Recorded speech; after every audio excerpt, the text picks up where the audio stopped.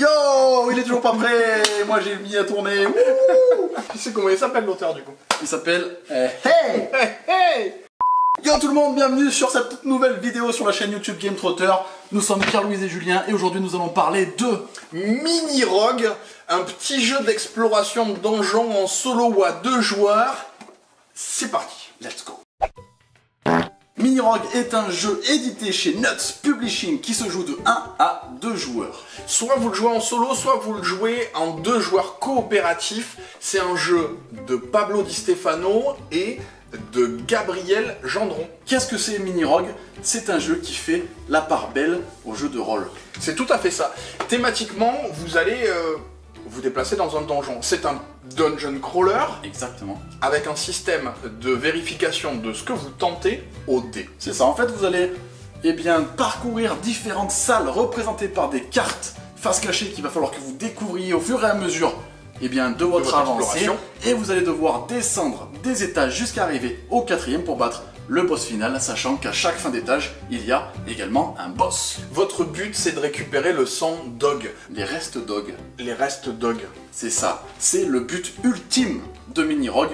Et vous avez environ 30 minutes de partie pour réussir à avoir ces restes. 30 minutes, c'est plutôt chouette. Déjà, si vous faites 30 minutes, c'est que vous n'êtes pas mort. Ouais, parce que le jeu est assez costaud et vous risquez de mourir. Sachant que lorsque vous mourrez, c'est terminé. C'est terminé. On recommence la partie.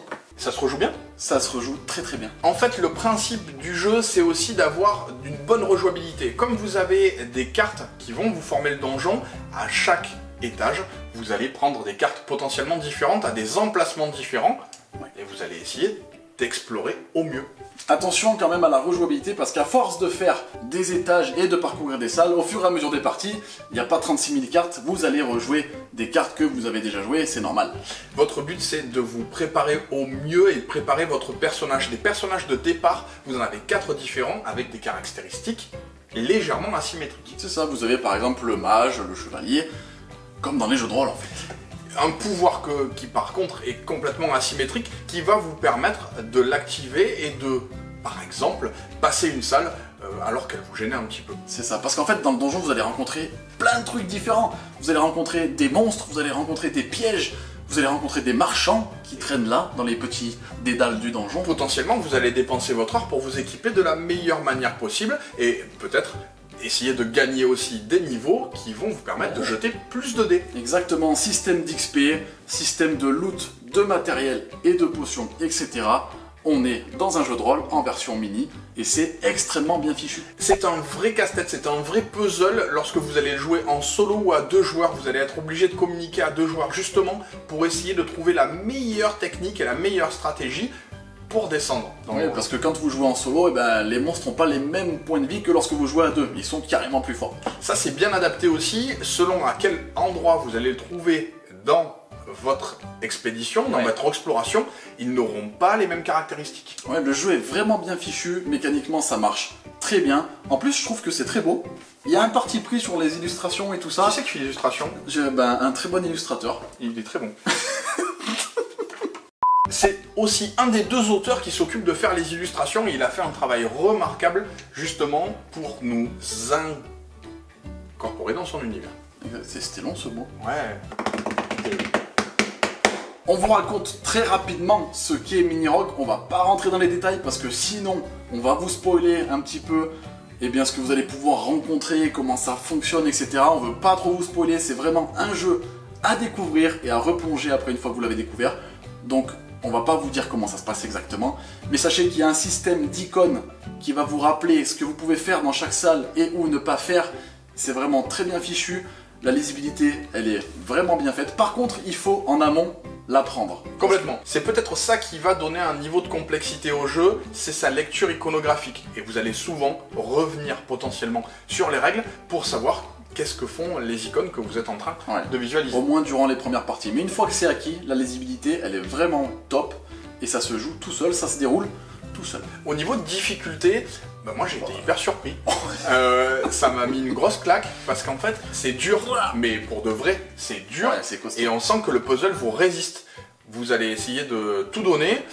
J'ai pas de chance au dé, potentiellement vous allez pouvoir justement avec une bonne coopération, arriver à vous en sortir. C'est pas mal le petit rebond sur les dés parce que effectivement comme ça ressemble beaucoup au jeu de rôle, il y a forcément du lancer de dés et il y en a un maximum. Vous avez vos dés personnages, vous avez également les dés pour les monstres du donjon ou les pièges que vous rencontrez. Vous avez même des dés d'état, c'est-à-dire que lorsqu'un monstre vous attaque, il peut vous infliger un saignement ou une malédiction qui va vous enlever des points d'XP ou des points de vie.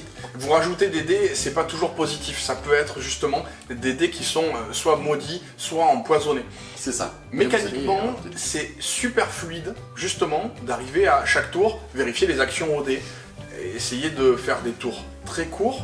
C'est plutôt un challenge remporté. Ce qu'on peut aussi retenir, c'est le petit côté narratif. Moi, vraiment, quand j'ai joué à Mini-Rogue, je me suis raconté une histoire. Parce qu'il y a du matériel pour pouvoir affronter un monstre. Finalement, heureusement que vous en êtes bien sorti, arrivé chez un marchand, un petit peu ruiné, potentiellement vous avez acheté l'arme qu'il vous fallait, vous rêvez déjà de la prochaine potion de points de vie que vous allez récupérer. C'est aussi ça l'intérêt. Ce qui est chaud mécaniquement aussi qu'on peut dire, c'est que vous n'allez pas retourner 2 fois dans la même salle. Exactement. Parce que quand vous descendez des étages, lorsque vous allez arpenter les salles du donjon, vous n'allez pas pouvoir repasser sur la salle où vous étiez. Soit vous descendez, soit vous allez sur le côté. Mais pas 2 fois la même salle. Exactement. Et ça c'est costaud. C'est vraiment costaud mécaniquement. Mini-Rogue, c'est vraiment une super surprise pour moi. On n'en avait pas entendu spécialement parler, c'est un peu sorti comme ça. Moi, j'en avais pas entendu des masses parler, je sais pas si toi t'avais entendu parler. Non. J'avais vu un KS qui était sorti, il avait le défaut de comporter peu de cartes. Et là, ils ont justement étoffé le paquet pour donner de la rejouabilité. Je pense que mécaniquement, c'est ce qu'on attendait d'un jeu boutique. Les petits jeux solo, moi je commence vraiment à m'y intéresser parce que parfois on a des petites mécaniques surprenantes et là c'est vraiment le cas. Une petite pépite en jeu solo et en jeu à 2 coop que vous pouvez emmener partout, format petite boîte, franchement c'est parfait. Ce qu'on pourrait dire aussi c'est qu'il va forcément avoir une petite comparaison avec One Deck Dungeon qui joue un petit peu dans la même catégorie pour le côté solo et coopératif. À la différence que je le trouve vraiment bien plus dur que ce que peut faire One Deck Dungeon en tant que puzzle. Un mini-jeu pour un maximum de satisfaction, vraiment, on vous le conseille. Il y a même des petits Twimples. Ah oui, j'ai vu ça, les petits Twimples. J'ai vu que ça t'avait fait plaisir. Ah, ils sont trop stylés, vous avez des petits Twimples pour mettre des petits personnages, remplacer les petits personnages. Incroyable. Inutile, donc indispensable. Merci à tous d'avoir regardé cette vidéo, je vous invite à la liker, je vous invite aussi à la partager. N'hésitez pas à nous dire aussi ce que vous pensez comme ça du format un peu plus court qu'on essaye de mettre en place dans nos vidéos. Ça peut être pour nous une idée d'avoir votre retour. Et s'il vous plaît, ben abonnez-vous. N'hésitez pas. On est là pour ça aussi. Crampiller toujours des petits abonnés. Abonne-toi putain. Lance un dé, tu fais 6, tu t'abonnes.